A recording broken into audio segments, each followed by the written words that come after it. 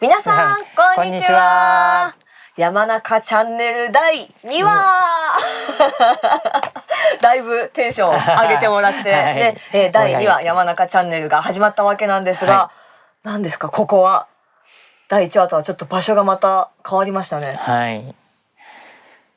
昔のラジオ局みたいな雰囲気が感じですね。まあ第2話もですね、台本をしっかりと読んでいく山中さんからね始まっていくそんな山中チャンネルなんですけど、また、第1話目と同様に 3A スタジオさん、東京四つ葉にある、スタジオをお借りして、私もこの昭和感あふれるスタジオというところで実は入った時から結構テンションが上がっているわけなんですけど、山中さんは来たことあるんですか、この 3A スタジオは。いや初めてです。僕もこの部屋は初めて。この部屋は初めてです。向こうからさっき1番目で撮ったところは行ったことがあるんですが、こっちまでは入ったことはなかったです。かなり新鮮ですね。はい。ちょっと緊張しますよね。そうですね。部屋でね。はい。まあでも皆さんお待ちかねのマント TT のレースについていよいよ深く触れていきたいと思います。山中さん、もう今日はがっつり語ってもらいますよ。はい。はい。もう早速なんですが、山中選手がマント TT に出るようになったきっかけを聞きたいところなんですが、まずはちょっとおさらいとしてマント TT ってどういうレースなのか教えてください。はい。イギリスとアイルランドの間に挟まれた小さな国、マントっていう国で、一般道路を使った1周60キロある周回道路、公道を、走るレースになってます。サーキットじゃないんですもんね。公道を使ってその一周の周回のコースを作るっていう。普段はそのマントって呼ばれるその国島の中で普通に住民の方が道路として使用している場所をレースで競っていく。うわ、普通サーキットってクラッシュパッドがあったりとか、ランオフエリアがあったりとか、その転倒に対する安全の対策が取られているわけなんですけど、でも公道をコースとして走る。そうですね。本当に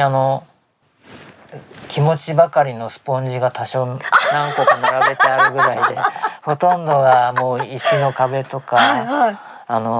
岩でできたところとか、そうです。結構石垣ありますよね。あとはもろ木がね普通に生えてたりとか。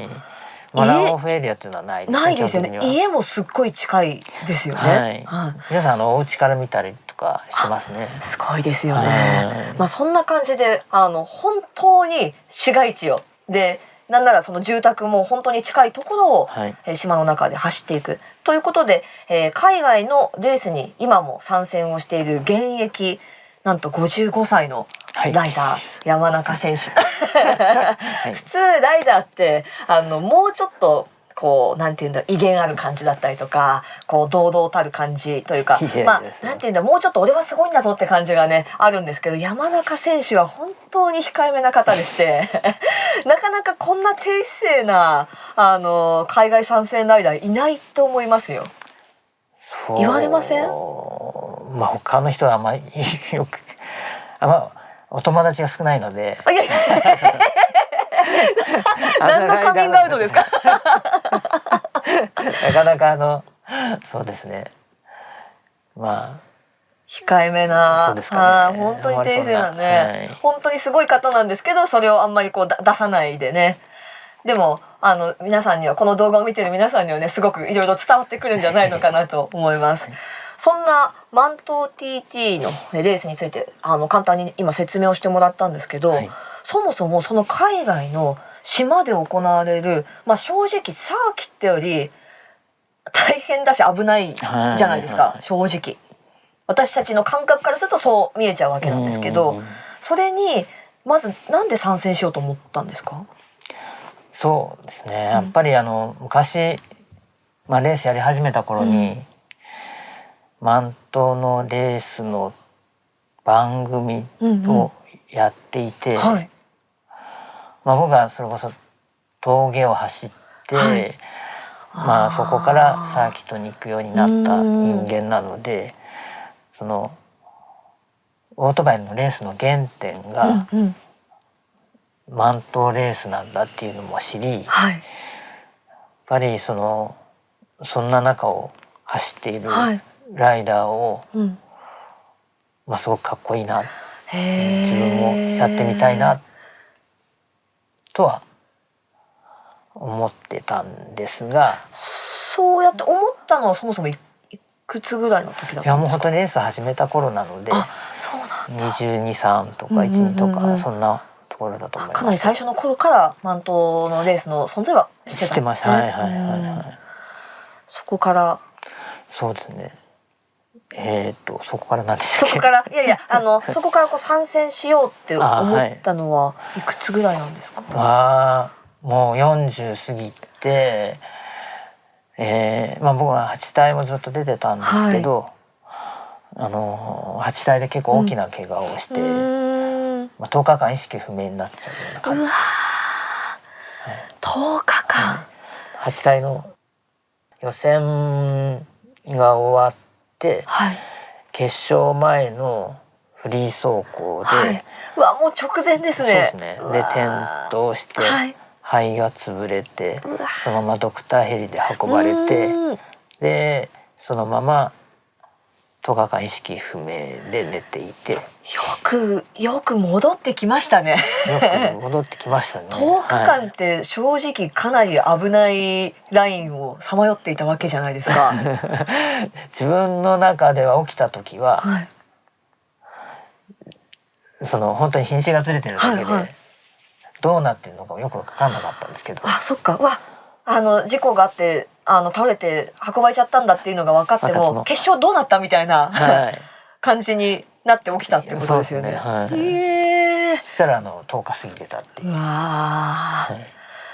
起きてびっくりだし、周りはねすごく喜んだと思うんですけど、そんな鈴鹿8体のねいろんなレースもあって、で怪我もあって、そこからマント TT になんで参戦しようと思ったんですかね。もうだって現役20年以上戦ってからマントですよね。やっぱやり残したことが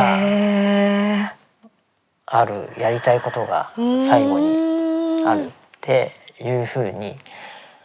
思って、かっこいい。それ今までずっとレースをやり続けていて、すごく悩んでいた時にそういう事故になったので、このままレースを続けるか迷ってたんですけど、確かに怪我はやっぱりライダーにとってはその引き際なのかどうなのかって、しかも結構活動のね歴が長いと余計に思うタイミングになりますよね。そうですね。でもそこで、僕は自分の人生が間違ってないってことを証明したいと思って、レースを続ける方を選んで、それにはやっぱり自分がまだできていないやりたかったレース、マントに出場したいと思って、レース活動を再開したんですね。すごい、そんな思いからもう自分の人生においてその思い残すところがマントだというところで、だって正直というか参戦を一番最初にマント TT のレースに挑んだっていうのがもう40代ですよね。そうです。46とか。一般的なそのレーサーだともうとっくのとに引退をねされている方がほとんどなんですけど、46歳でマント TT のそのレースに初挑戦しようと。いやでも今思いを聞いたらなんかこうなんていうんだ、今スタジオもしんと静まり返ってしまうようなねでもそれだけ熱い思いを持ってもう人生をかけて挑んでるっていうことですよね。そうですね。自分の人生をまさに証明するその最後がマント TT のレースっていう、いやかっこいいですね。でも今まだその挑戦の最中っていう、マント TT のレースに一番最初に参戦をする時が一番大変だったと思うんですけど、まずはどういう苦労がありましたか？そうですね。まず、もう出る前にどうやって出ていいのかっていうのが分からなかったので、それをもう本当にいろんな人に聞きに行ったりして調べて、でそこの時が一番大変だったかもしれない。その行くためにどうしたらいいのか、その行くために何をしたらいいのかっていうのをこういろいろな人に聞いたりとかして、結局でも、有益な情報は少なかったんですかね。自分にとってですね、いろんなこと教えてくれる方いっぱいいましたけど、でも基本的にやっぱ皆さんマントは危ないっていうのがあるので、教えてもらうことも、なんか教えられない、なんつうんだろうな、危ないところに行かせたくないっていう気持ちで、確かに、があって、あんまりこう教えてもらえるようなことはなかったかもしれないですけど、そういう周りのこう怪我をしてほしくないとかっていう思いもありながら、そうやってまず1回目挑んでいったわけなんですけど、でもそうですよね。そもそも参戦をしてきたライダーっていうのも決して多くないですからね、日本人ライダーはね。そうなんです。だから、そうですね。やっぱりその経験をしてる人がそんなに多くないので、それでどうやってまずエントリーというか現地に行けるようになったんですか？足がかりをつかめたのは。そうですね。2014年に TT レースを見に行った時に、現地にそれも友達にマントレースに出場したいっていうのを伝えたら、見に行ったことあるのかって言われて、いや一回もないけどっていう話をしたら、そんなもん見てから決めろって言われて、で見に行ったんですね。でちょっと待ってください。まずそうか、現地に行かずにもう俺は出るんだっていうことを決めてったんですね。出たいんだけどどうしたらいいのかみたいなの。でもそのご友人ちゃんとされてますね。よかったです。まずはもう一回見に行った方がいいよっていうね。で一回現地にイギリスに行かれて、で見に行って、その時にどういうふうに出場したらいいのか、その現地のオーガナイザーに聞いたんです、ね。なるほど。もう現地のそのオーガナイザーに聞いたんですね。で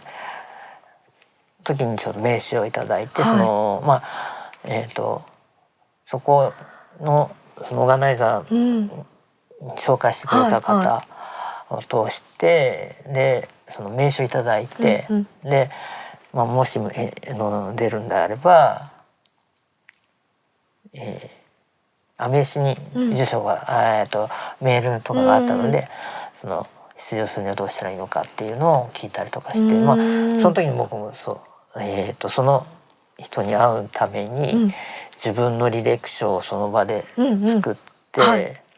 写真とか載っけて、こういう戦歴だっていうのを英語で書いて渡して、で名刺をその方から名刺をいただいて、その方の名刺を頼りにこうやり取りするようになって、でもう本当大事な一枚だったわけですね。そこから出場するためにどうしたらいいかっていうのをいろいろ教えてもらって、で最終マンクスグランプリっていうのに出場して、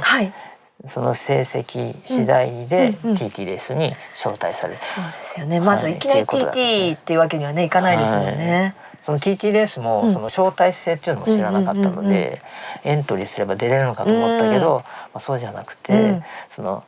TT レースは基本的に招待選手しか走れない、その招待に値するライダー以外は走れないので、そうなるためにどうしたらいいのかっていうのを、教えてもらったりとか。そうなんですよ。そのエントリー制ではなくて、あくまでそれだけそのマント TT を走ることのできる選ばれたライダーのうちの一人として山中選手も認められてね、そうやって TT のレースに見事参戦できるようになっていったわけですもんね。そうですね。